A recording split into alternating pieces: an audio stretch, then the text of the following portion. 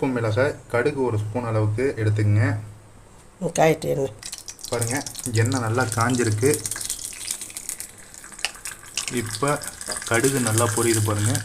அடுத்தது சிவப்பு மிளகாய் நம்ம இதில் ஆட் பண்ணலாம். கிள்ளி போடுங்க. 2 சிவப்பு மிளகாயை 4ஆக கட் பண்ணி போட்டுங்க.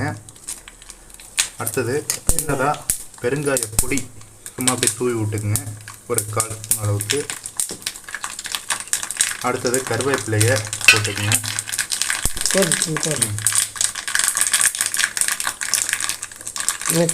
இப்போ ஆஃப் பண்ணிடுங்க அடுப்பை. இப்போ கருவேப்பிலையை போட்டுக்குங்க. பாருங்க, சூப்பராக நமக்கு தாளிச்சிட்டோம். செம்ம வாசனையாக இருக்குது சாம்பார். பாருங்க, சூப்பரான சாம்பார் நமக்கு ரெடி ஆகிடுச்சு ஃப்ரெண்ட்ஸ். சுட சுட நம்மளுக்கு சாதம்